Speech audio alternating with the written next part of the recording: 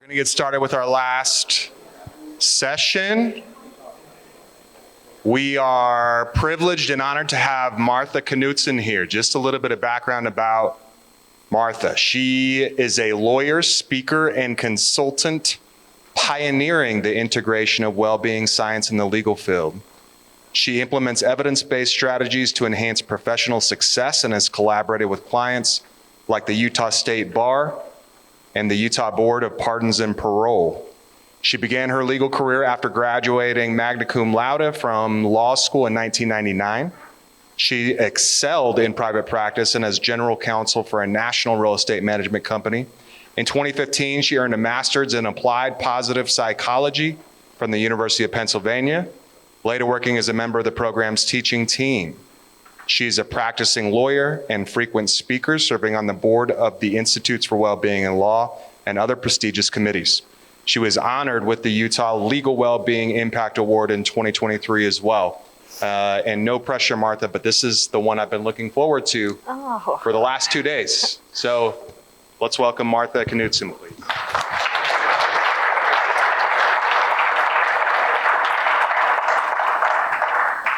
Well, thank you for that nice introduction, and seriously, no pressure. Very nice. It's very nice for me to be here, and I know I'm the only thing standing between you and your weekend, so I will do my best to make this worthwhile for all of you and to send you off into your Friday evening on a high note. All right, so you heard a little bit of my bio, but let me tell you a little bit more about how it is that I went from law to mental health and well-being. By the time I was about my third year as an associate in a law firm, I was already on the burnout train. I was anxious all the time. I was disconnected from my friends. I was very cynical about life. And I just remember sitting at my desk and just thinking, I'm going to grow old behind this desk. Is this all there is? Is this seriously what I signed up for? I went on like that until I got to my 10th year in private practice. I was a litigation partner, and I was absolutely miserable. I would have to bargain with myself to get myself to bill like a half an hour. I know you guys don't bill in that same way, but it was that, okay, Martha, if you can just focus for half an hour, you can play solitaire on your computer for 10 minutes. Seriously, right? And so this is me flogging myself through my day. And, I got to that point and I had my first kid, and I'm like, oh, sweet, Nathan is the perfect exit strategy. And I took it. And honestly, when you are more excited about your maternity leave because you don't have to work for 3 months than you are about your kid arriving. But I was. So, I got talked back into the practice of law not too long after to go and work as a general counsel for this real estate management company. And as I did that, I thought how can I do this differently? How can I love what I'm doing and be good at it? And so I started looking. I started doing research. All good research is me search. And I realized that, my whole way along my 10 years in the law firm, I had just really taken the approach, which I think a lot of us have coming up, is that, if you want to do well, you can either do really well professionally or you can be well personally. And I put all my eggs in the do well professionally basket. And it worked great until it didn't, right? Till I'm at year 10 and I've just screeched to a halt. So I went out looking, doing my research to see what happy, productive, successful lawyers do differently. And this was 2010, there wasn't a whole lot out there. But what I did find after a lot of looking was the science of applied positive psychology, which is the science of human thriving and performance. And what I learned is that I had been making a false choice. I had been thinking it was either I could do well professionally or be well personally, and that's not it at all. Overwhelming amounts of scientific evidence tell us that if we are well in our lives, if we're taking care of our health, if we are engaging in the things that science tells us that keeps us healthy mentally, then everything else, like, we do better in our profession, especially in areas like the practice of law, where it is so cognitively focused. We deal with stressful things, stressful people, high stakes matters. We do better professionally if we are well personally. So that's what took me back to school, and what brings me to being so passionate about working with lawyers and other legal professionals in this area, because I wish that I would have had somebody talking to me about this kind of stuff when I was coming up. So that's what we're going to talk about today. We're going to talk about the relationship between mental health, well-being, and having a thriving, sustainable, successful, and enjoyable practice. We're going to discuss what well-being means, why it matters, and what science can tell us about how to make more of it for ourselves and our colleagues. And we'll also spend a little bit of time on some common roadblocks so you can spot it if and when it comes up for you and know what to do about it. And then to finish us off, I'm going to dive into some strategies that you can start doing today to start making some, tweaks to maintain or enhance your well-being. So, okay, I just am going to take a little bit of a poll here of the room to kind of just see where we are. All right, when I say the phrase physical health, what pops into your head? You can call it out. Exercise. What else was over here? Exercise? Diet. Okay. Sleep. Skinny. Okay, anything else? Okay, cool. What if I say mental health? What pops into your mind immediately? Therapist? Depression? Medication? Stress? Anything else? Come on, you guys are like criminal folks. The what?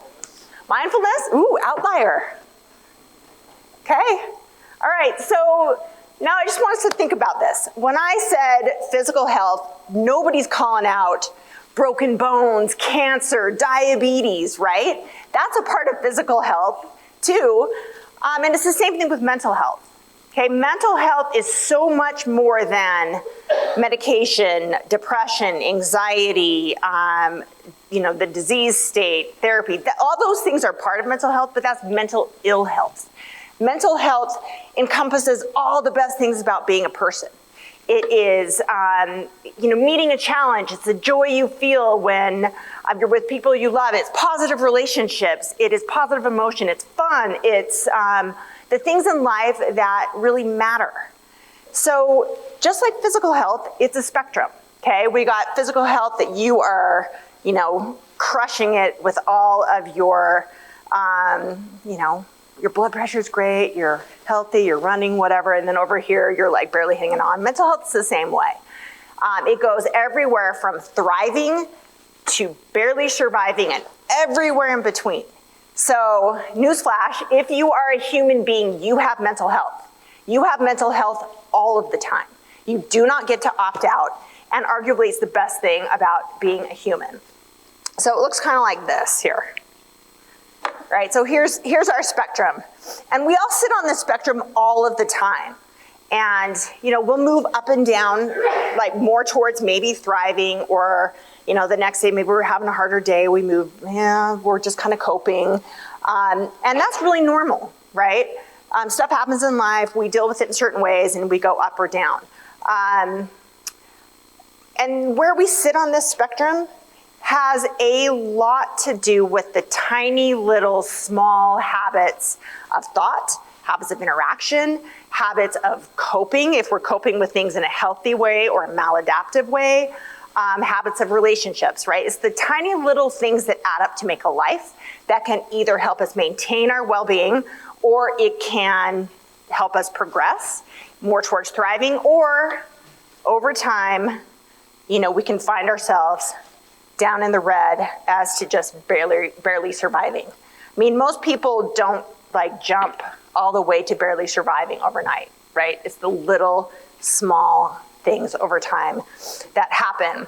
So that's what we're talking about today when we're talking about well-being. And it's really a continuous process towards thriving in all dimensions of life. So this is not just yoga and meditation. Both are great things. Both have an important place, but it's all the small things we do in all the areas of our life. And we'll talk more about that. So as we think about the things today and the strategies, I want you to really focus on small is all, right? We're talking about micro moves that over time support us or not. So, and along this here, okay, we're on the spectrum. We're trying to do things to keep ourselves healthy, but then we have stress coming at us, okay? And so how we handle the things coming at us with the practice of law and with life, what are those little habits of thought, of coping, of interaction that we just fall into? Are they healthy and help us maintain, or are they, we all have a combo of adaptive and maladaptive coping mechanisms, but are we leaning too high on the maladaptive mechanisms? And how you do that is how you stay resilient. Okay, also I should mention, I'm really informal, so if you have questions or comments or, please shout it out or raise your hand or whatever's appropriate. Okay, so where we sit on this spectrum has a lot to do with our ability to practice law in a healthy, sustainable, and competent way. So here you can see your spectrum on the top, and these are all correlations, scientific correlations between where you sit with your well-being and how, and all these things we care about as people and as lawyers. So on the right-hand side here, we see when we're thriving, we see better physical and mental health. If you're an organization, you're gonna see less turnover. Our brains work better. I mean, that's our moneymaker as a lawyer, right? Our cognitive functioning, our memory, our creativity is higher.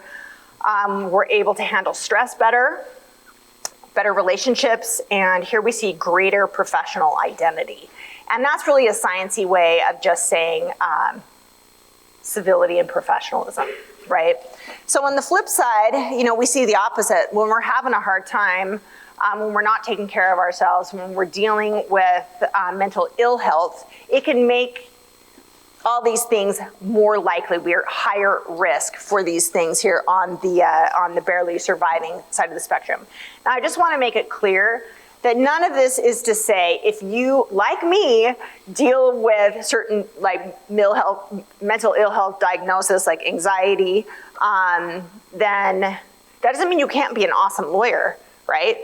What it means is that you need to get out ahead of it and do things to keep yourself healthy in that realm, okay? And if you don't, it's really so you can climb a mountain, okay, with a backpack of rocks. But it's a whole lot easier if you didn't have that backpack of rocks. That's the, taking care of any kind of mental ill health situation you might find yourself in. All right, so what does this look like in the practice of law?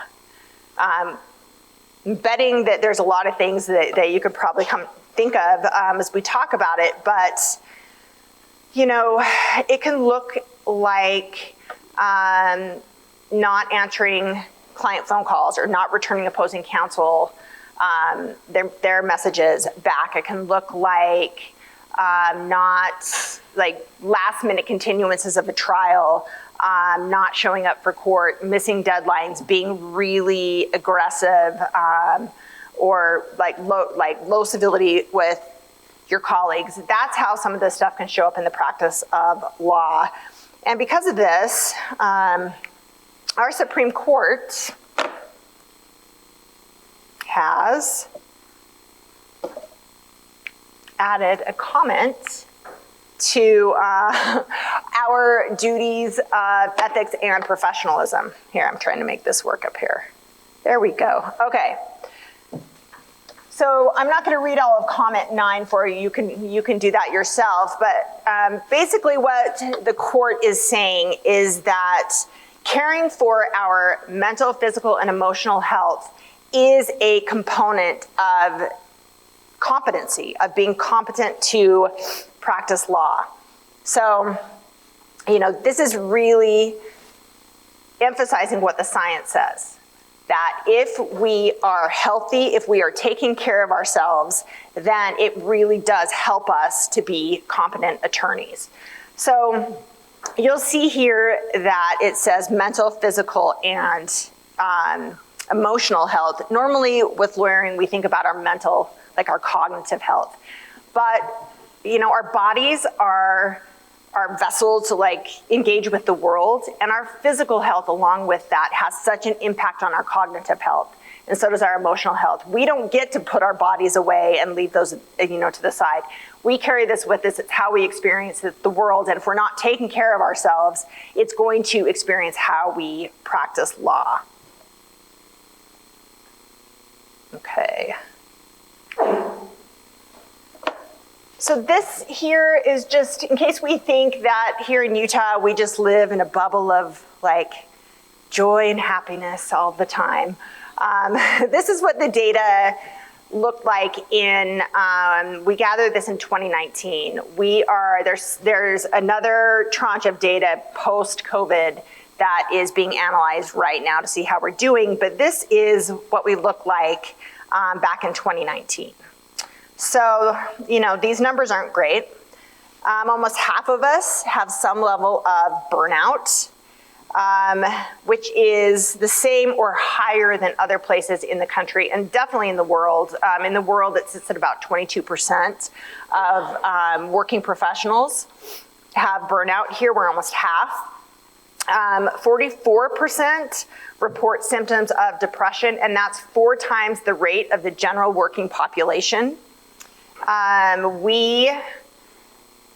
Across the board, we don't show statistically higher alcohol use, which is not surprising given where we live and the population. However, we found buckets of the legal community where we did see it, and congratulations, that is, we're seeing higher levels of alcohol use or alcohol abuse in the criminal litigators, family law lawyers, and civil litigators. And this one here at the bottom is something that worries me and should, worry all of us.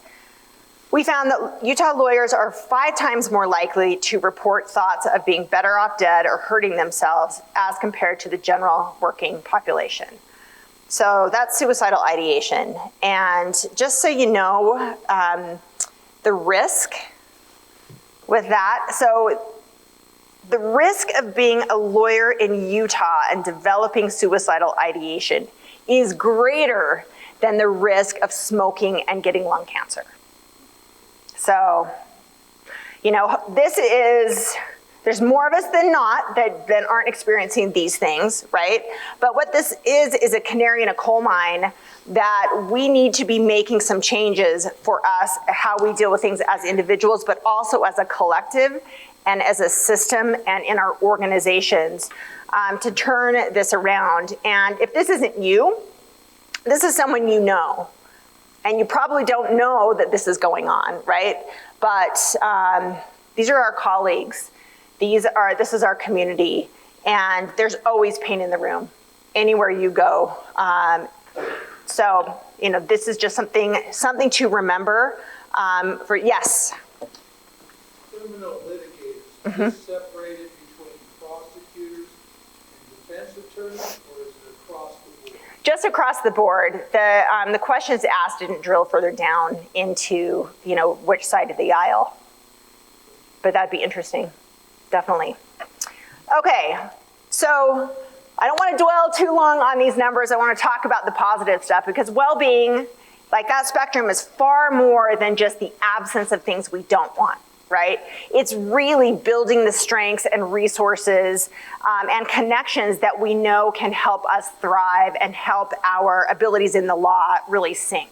So we are about to get there. And before we do, though, I just want to touch on two different things to think about that we're all at higher risk of in Utah being lawyers. And one in particular that you folks, I'm sure you probably had training on it before, and you may have experienced it, so I just want to mention it. So the first one here is burnout. Okay.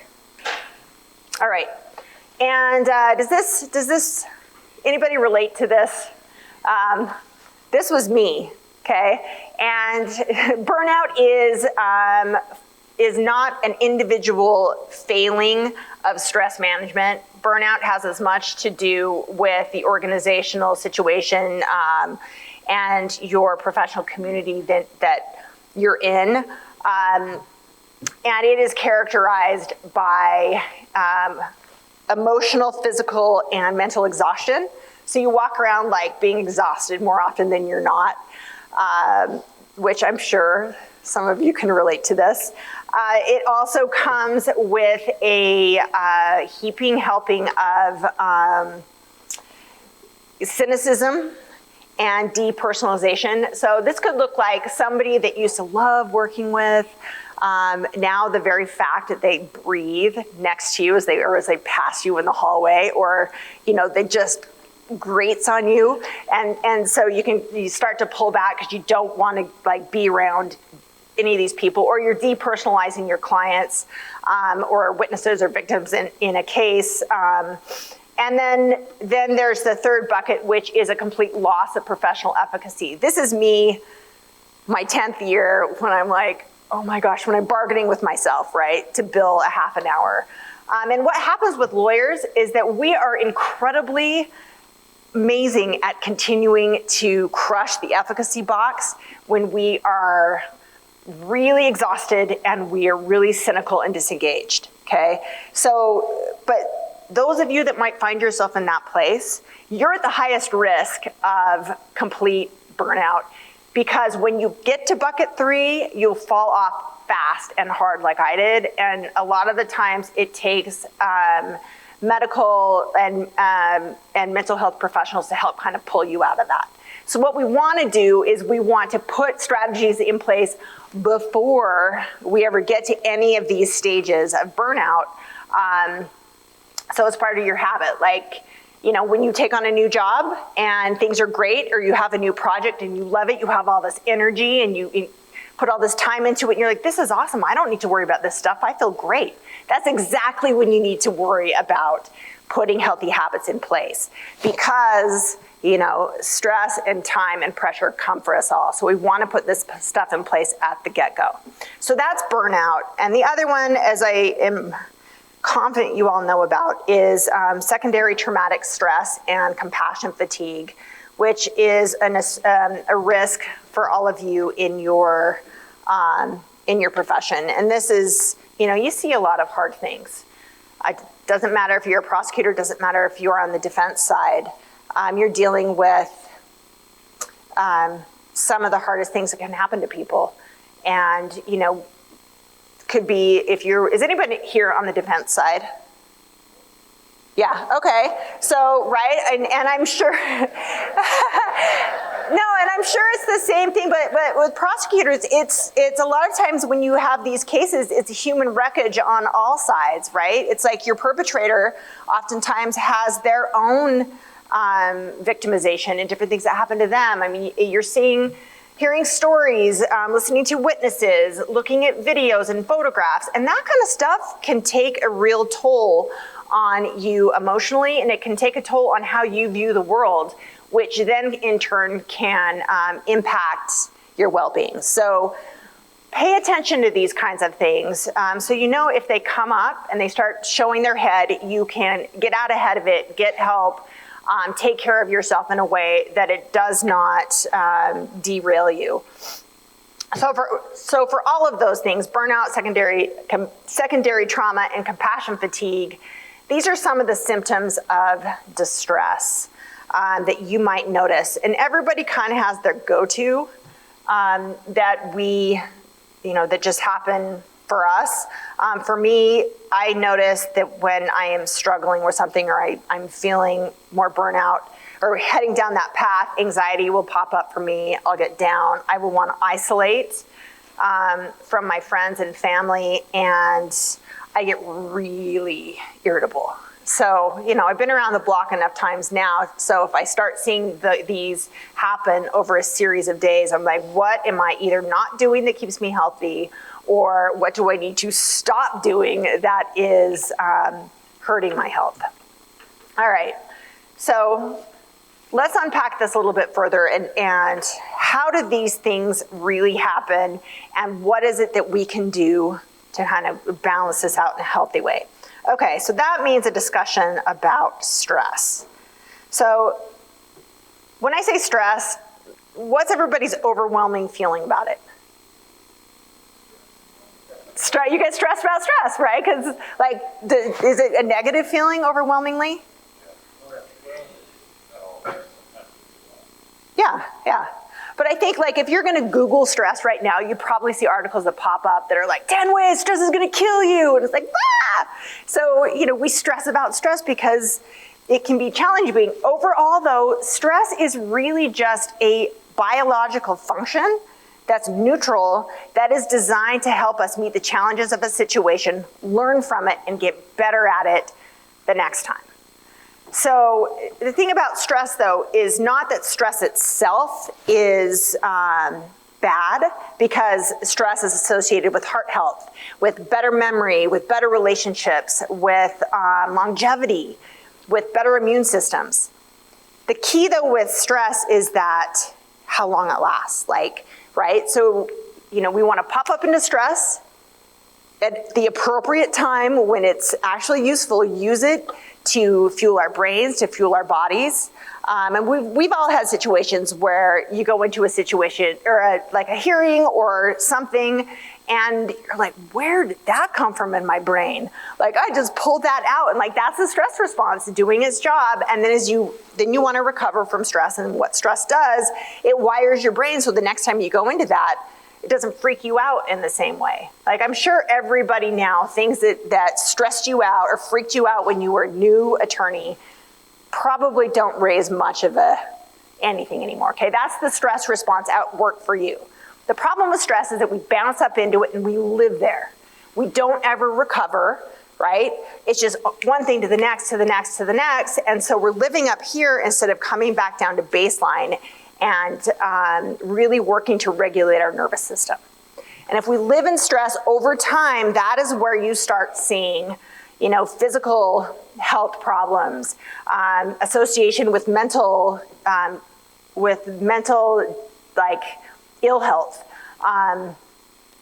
It's because we live there. And frankly, if you're up in stress all the time like that, studies show that you get dumber. Your body's trying so hard to get you back into equilibrium that it spends all this energy and time doing that instead of you being able to use your cognitive functions. So stress, that's just the primer on stress.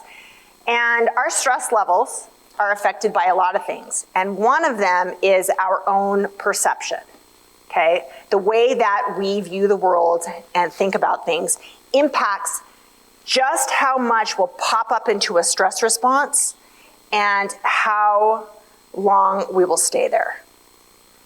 Okay, and our perceptions are influenced by our background, our experience, right? So for you folks, you see a lot of hard things, read a lot of hard things, and where I might be like, oh cool, I'm gonna put my kid on Santa's lap. You guys might be like, no, Santa is a pedophile, I'm not doing it, right? So it's just, but that's your appraisal based on your experience. And so that's gonna freak you out where it may not freak somebody else out, but it's still gonna play with your nervous system. And it's also based on what's happening around us, how other people are acting towards us, the systems that we're in, and then what we think about all that. So the point of this is to say that when a situation happens to us, a challenge, then we do this really quick assessment. We don't even know we're doing it, okay? We are quickly assessing the circumstances of the challenge, okay, what the demands of the situation, and also doing a quick tally of what resources we have to meet it. And if we are resourced, we perceive that we have the resources to meet the challenge, okay, then we're not gonna go into stress as hard and we are going to recover faster. But if you have the demands of a situation and your perception of your resources are low, you're gonna be way more stressed and you're gonna live there longer. Does that make sense? And this is a way oversimplification, but it kind of sets the groundwork for what we're gonna focus on. So, okay, with burnout, compassion fatigue, secondary trauma, you know, some of the mental ill health, occupational hazards that we might face. This is kind of what's happening. So remember, like, we're assessing the demands and then we're also assessing our resources. So on this list here, you see some of the job demands that research tell us put us into stress higher and have a real negative impact on us. So just let you take a look at that. We have, we're gonna dig into a few of these in detail. So we have lack of autonomy. It could be high workload or work pressure, you know, without resourcing. It could be just feeling like you're not supported, feeling like there's unfairness. This is all from lawyer research, by the way. Values disconnect, you're doing something that does not align with your values. You are not getting any kind of appreciation or thank yous. You are not recovering from stress. That's the nervous system piece. You're not giving yourself time to regulate your nervous system. Could be exposure to trauma and the rest. And now our resources are kind of the flip side. You know, it's like, do we have positive relationships and high quality relationships with our colleagues? Are we taking care of ourselves? How's our thinking? Like, are we minding our mind? Autonomy, do we have support? All of these, okay? So as we look at these, how many of these are a individual thing and how many of these are an organizational thing or a professional-wide thing?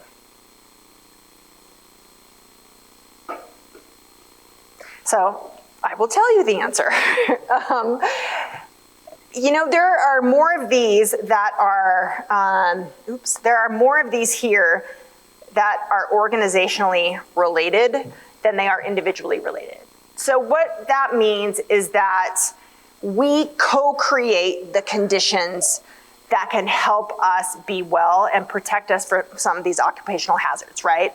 So as an individual, we have our responsibilities to try to recover from stress, to take care of ourselves, to cultivate meaningful relationships, right? To think about your thinking, mind your mind, those kinds of things. And we also have a responsibility to the others that we're working with to, you know, communicate in a way that is going to support their well-being, to give recognition, to have transparency and fairness in our organizations. So we're all the time, you know, bouncing off each other and how we create the conditions to thrive. So lawyer well-being really is an individual and an organizational matter, okay? It's the me and the we. We all have a responsibility together to create the conditions to help us thrive. And I'm gonna back up once more to this. So what I see all the time when I talk to organizations, individuals, and different legal professionals is that there's so much on here where we're creating unnecessary stress for each other and for ourselves. I mean, seriously, how hard is it to go and tell somebody like, well done with this, or to give some support or some feedback, okay? We're creating unnecessary stress that if we would just pick our head up and maybe question the way we've always done things when it comes to our organizations and how we relate to one another, we would eliminate a lot of stress like that. I mean, the practice of law is stressful. That's not going to change. We're not going to change the way the courts operate or the criminal justice system operates or deadlines or those things anytime soon. But there are things that we can change that do make a huge difference over time. Yes? So the third one down on the right-hand column, healthy thinking habits. Yes. That's a job or resource. I'm trying to think, how does an organization create healthy thinking habits? What do those look like? Okay, so healthy thinking habits, that is more of an individual resource that you can use for your job, right? That is a well-being booster. And it could be that, so everyone has ticker tape thoughts running through their head all the time, okay? You might be sitting here and just stop for a minute and think about what you're thinking. It could be, I'm so bored. It could be, I screwed that thing up at work. It could be, some comment about yourself or your body, positive or negative. It could, whatever it is, right? And some of those thoughts are healthy, some are neutral, some are very unhealthy. Like I could be up here with a ticker tape thought like, okay, I suck. I didn't do that. I didn't do this. I didn't do that. And if I get caught up in those thoughts, how does that make me feel? And how does that, so it's those kinds of things. It's our healthy thinking habits. And we'll dive into that just a little bit more in a minute. But a lot of this stuff is things that we have control over in our systems, in our organizations, and individually. All right, shall we talk some strategies? Okay, let's see. All right. There's three main strategies: cultivate awareness, meet our psychological needs, and care for your human. And Chris, you were right, you are like leading, it's like we planted you in the audience to move on to the first one. Okay, so there's a lot of different scientific-based strategies that we can all use. I picked these because these are things that I'm really paying attention to now. I recently took on some projects for an old client of mine, and so after not practicing law for a decent amount of time, I find myself dropped right back in at a high level in trying to quarterback some very high stakes litigation for this company. And so it's been really interesting for me because I've gone from spreading well-being and working with lawyers in what I feel is a positive way to suddenly I'm in it again. And so it's like, instead of being the frog in the slowly boiling water, I'm the frog that got dropped right back into the boiling water, and I'm like, wow, right? So this is the stuff that I am doing right now as I finish up these projects to keep me level and healthy and being able to do that slice of my work in a way that is competent and successful. All right, so the first thing is cultivate awareness. Okay, and there's three things we're going to talk about here. Number one, being aware of what's happening at any given time in your thoughts, with your emotions, and in your physical body, okay? This might sound, this is simple, but it's not easy, right? So but it is really foundational. If we can pay attention to our thoughts, we can cut off thoughts that are unhelpful or harmful or not true. Okay, if we pay attention to our emotions, we can better regulate them. And if we pay attention to our physical body, we can better know what's going on with us and take care of what we need in that moment. Okay, so we're gonna do a little exercise. All right, everyone just take a breath. Okay, put your feet on the floor. And I'm not going to take you through a meditation because I'm not trained for that. But meditation is a great way to become self-aware. Anyway, okay, so I just want you to think of what are the thoughts that are running through your head right now?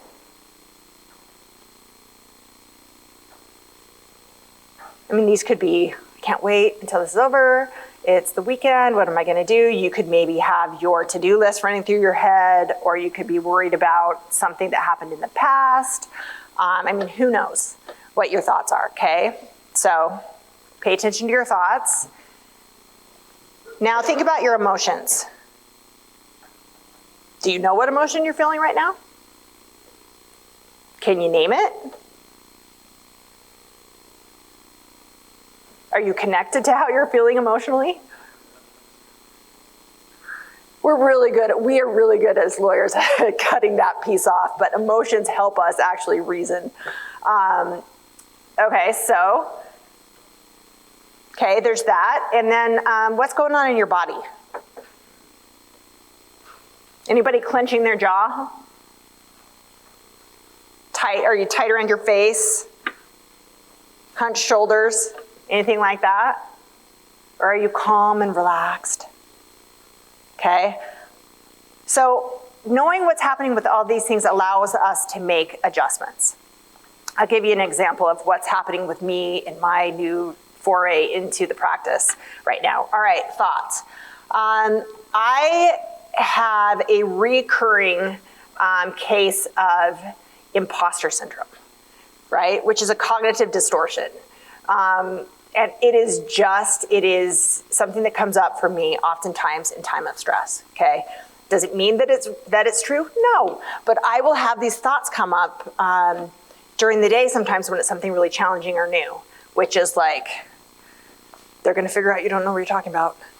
Today's the day, even though I was like, been successful in my career, like all the things, but that still comes up. The jig is up. Oh no, based on that one last turn of that contract, they're gonna know. I mean, and so I will notice when that comes up because it's tied to how my body feels. Like I'll be clenching my jaw, or my face will get really tight, or I'll get like all hunched in my shoulders. And so if I'm paying attention to that, I'm like, okay, what am I thinking about? Is that true? No. What's the evidence? Okay, what do I need right now? Okay, I need to get up, take a walk around the block, listen to some music, do something to help me reset. And that's one example. It could also be with emotions. We have big spikes of emotions happen in our practices, especially I am imagining for you folks, with the high stakes things that you're dealing with people. And sometimes those emotions can take us over and we can react rather than respond. Okay, so if we know what's happening with our emotions and we can actually name it, it's this thing called name it to tame it. You can say like, I'm really angry right now. Or like, I'm really anxious, or, I feel disrespected, or whatever that is. Even just recognizing it and naming your emotion de-escalates how prickly it is. It switches the place where it is in your brain and allows you to better respond rather than react. So being able to have an idea of where you are in your body during the day can be so helpful. And we can cultivate this through mindfulness meditation. That's a real big part of why mindfulness is helpful. Okay, any questions about that? So awareness, okay. Now the next piece of awareness I want us to focus on would be this one. How round is your circle? In your materials, and you can use this right here, is this chart. And this is, hey, how am I paying attention to all of the dimensions of my well-being? Okay, am I well-rounded with that? Am I doing things to resource myself in the areas of well-being that we know, or the areas of life that we know lend itself to higher well-being? Or am I just, focusing all my eggs in one bucket? So around this chart here, these are all scientific areas that tons of research has shown that if we are proactively paying attention to them, our well-being is higher. Okay, so this exercise is to go around that circle and pick a number in each circle about how well you think you are doing in that area. Like, how are your relationships? Paying attention to them? Are you connecting with people? And this is not just professionally, but personally. Okay, so you go around this whole circle, and then once you're done, you go from one number to the next, and you just you draw a circle. So the idea is that we want to raise the levels in each of these areas to try to make our circle more round. Okay, this is going to look a little bit different for everybody. And for some of us, like I find accomplishments, I can crank that up to a 5 all the time. And my relationships sometimes can drop down to like a 3 or a 2. And so what I need to do for me to be more well-rounded is I need to dial back the accomplishment piece and dial up some of the relationship piece, because the relationships help me stay healthy and well-rounded. Yes?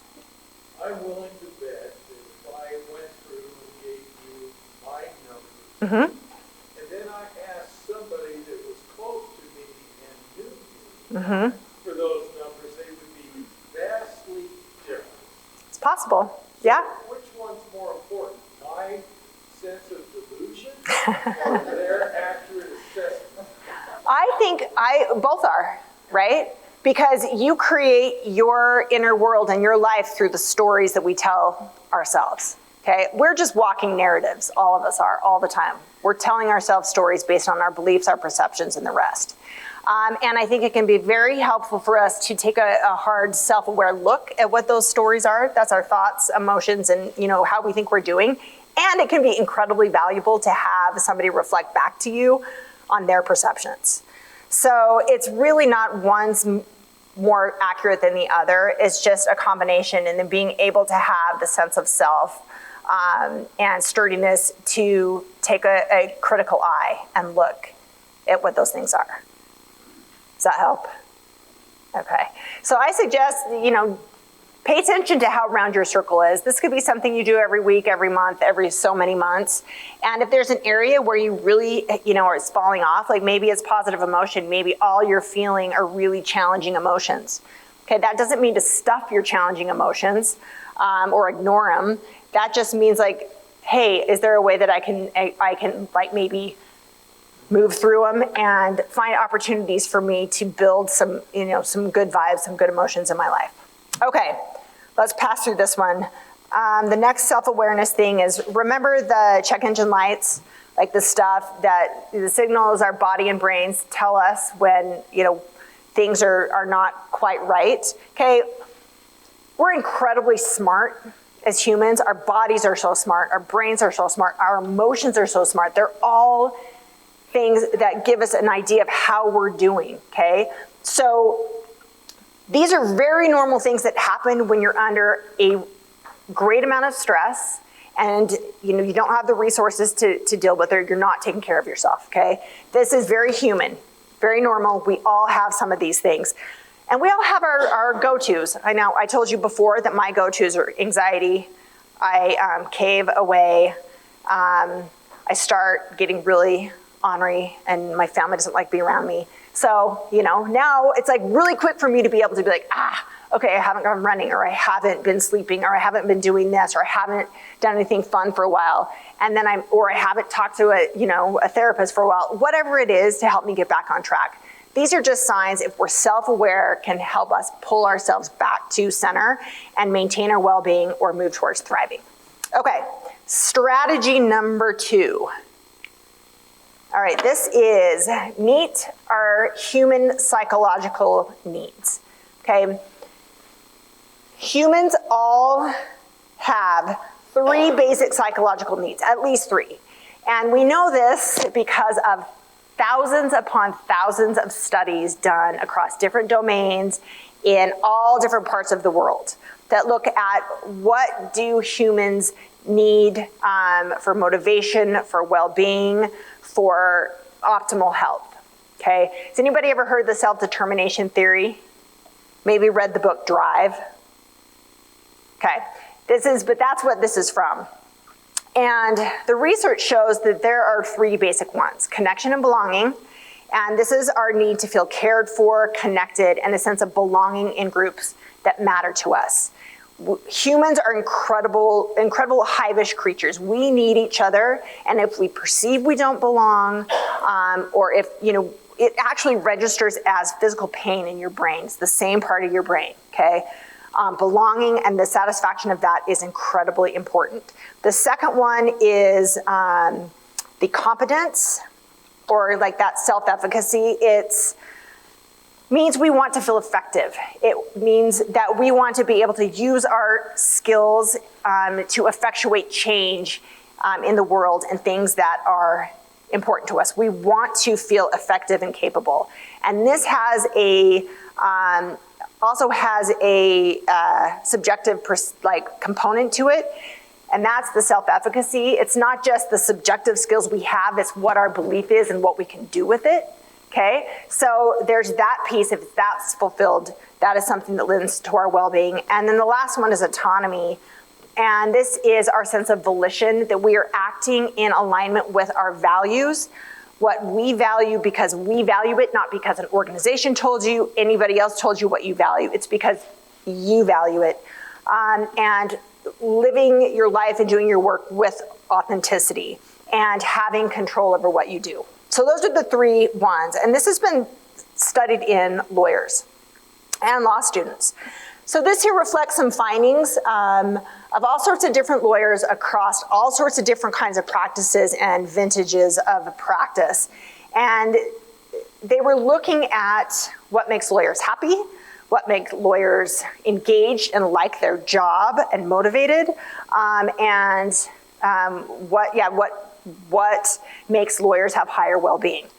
And so this is what they found. Now in social science research, anything that is statistically correlated at a 0.1 or above is considered to be statistically significant, okay? So here we are seeing, I'm gonna have to walk over and look at this. All right, so here we're seeing make partner at a point, let's see, no, there's a 0 correlation in that one, right? And everybody will be happy to know also that law review and class ranking has a 0 correlation to all the things that make us motivated and happy. So we have attorney income. I mean, that's not nothing. I think, what is that, around a 0.1, 0.19? Okay, that's not nothing, but let's look and see autonomy, connection, competence, and autonomy support. Autonomy, I think, is at a 0.66. Those are monster numbers. You don't see that in scientific research. What that tells us is that having our need for autonomy fulfilled, feeling like we have autonomy and volition in our lives and our careers, is incredibly important to our health, our well-being, our happiness, our motivation, okay? And close behind that is connection and belonging, competence, and then something that's autonomy supportive. And we're gonna dig into this autonomy supportive a little bit, and that is, are you helping others in your work organization feel as if they satisfy their sense of volition, alignment with their values, giving them a sense of choice, okay? And that is a way that we can help each other raise our well-being. So what does that look like, okay, for us here? Well, this one here, you know, it's asking yourself, first of all, getting aware of, like, what are your values, you know? What matters to you? What matters to you about what you do as a lawyer? What matters to you as a person? And is your work and your expression of work, is it in alignment with that? Does it satisfy that need? So, you know, as lawyers, we have a bazillion different ways every single day that we can act out of alignment with our own values. You know, it could be that, you know, I have a deep value or a deep internal value that of honesty or of, I mean, we'll use that honesty, but yet sure could be easy for me to pad my billing, you know? And yeah, one time's not gonna be a thing, but over time, if that becomes something, I'm not acting volition with that, right? It could be being asked to do something that is outside of your own value system, and that can be a challenging thing in the law.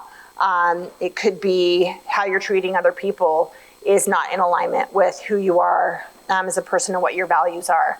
And, you know, those things over time really do take a toll in our ability to engage in the practice of law in a way where is meaningful to us, and we feel like we're doing something that is an expression of who we are. So pay attention to that. Get clear on what your values are. And I'm not talking Sunday school values. It could be any kind of value you might have, right? Just as long as it's authentically yours. And just keep in mind, is your work in alignment with that? And do you have, do you have choice in what it is that you're doing? Do you have choice in where you work, when you work, how you're doing your job? Those kinds of things can be incredibly important.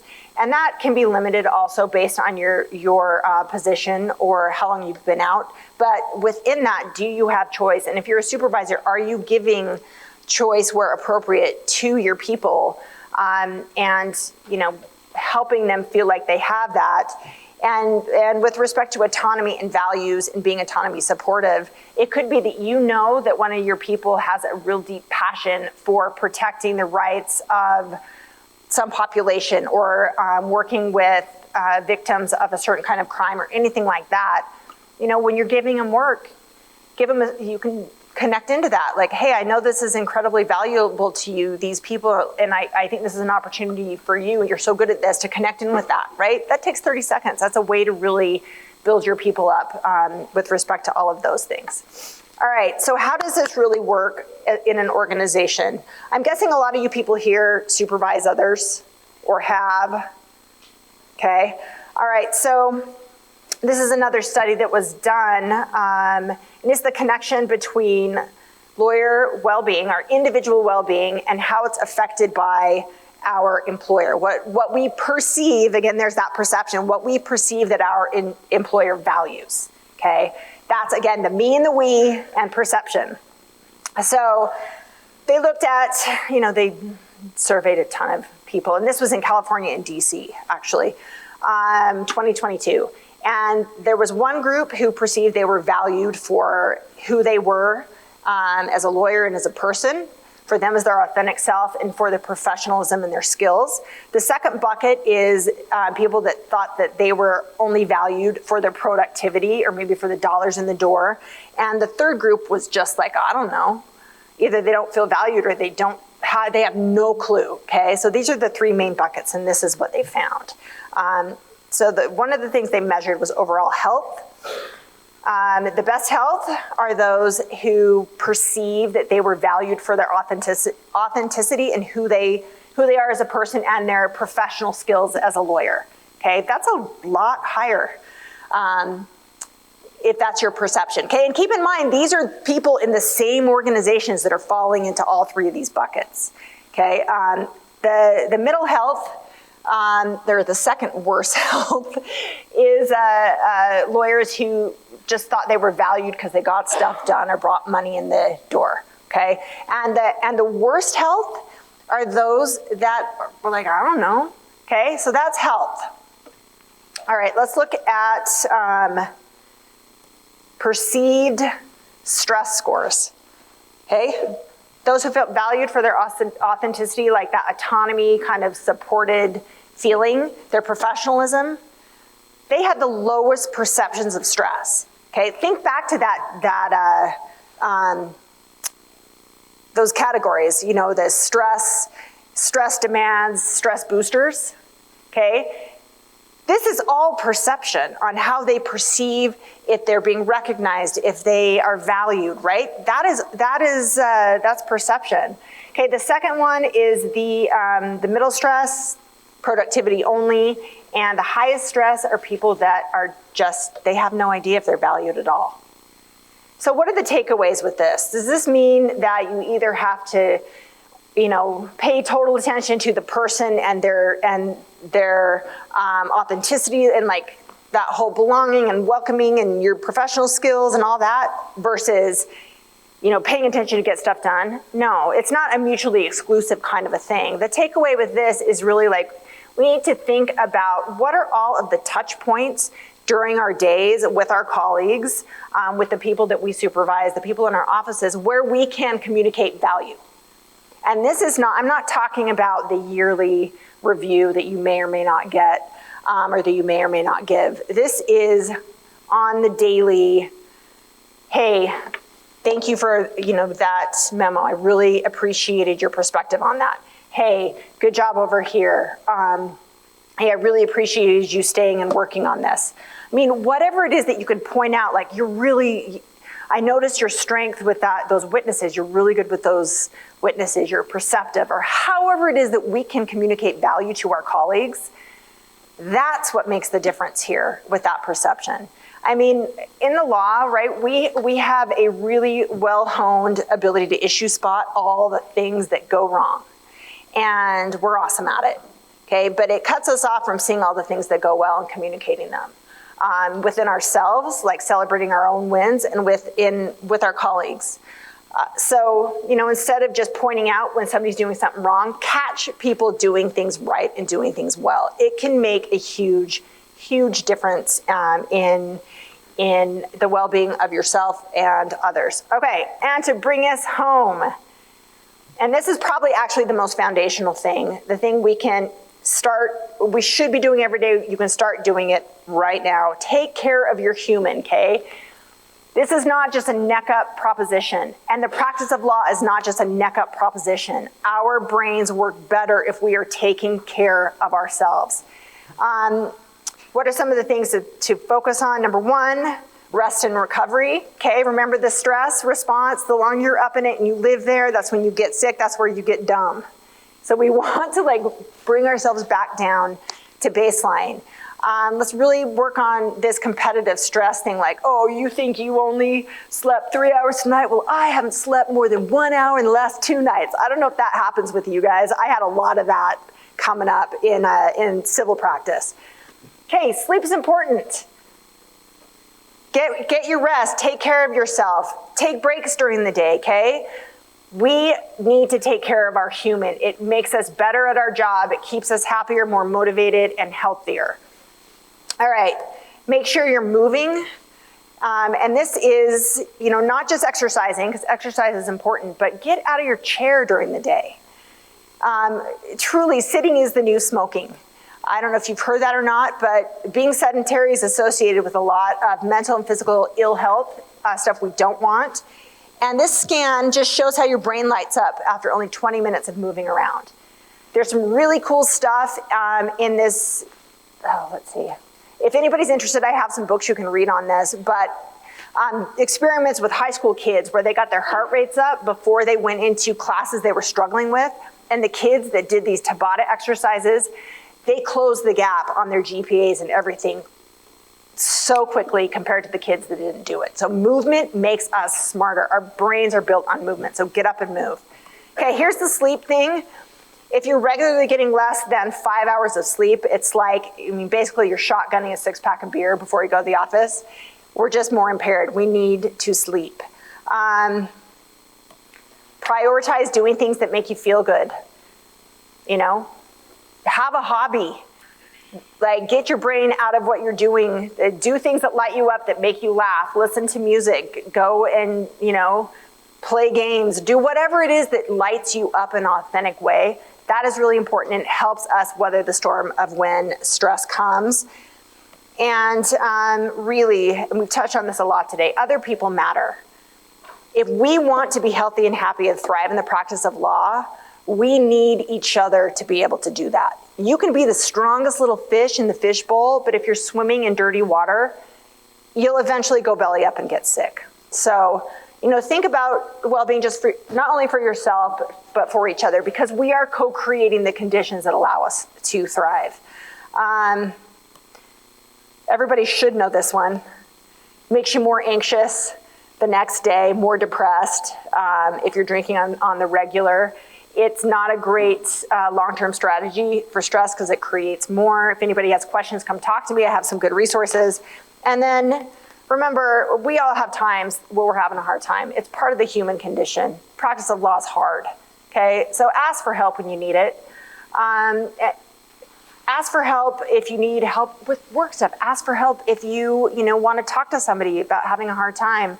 It's really important to do this. And the Utah Bar has made it possible for all Utah lawyers to talk to a therapist in a confidential, private way covered by the bar through Tava Health.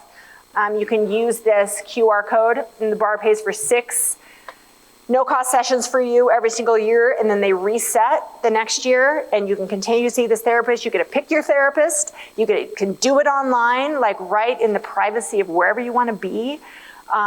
It's incredibly effective. I have used therapy through my career. Even when I am doing well, I check in on a regular basis because it helps me stay well.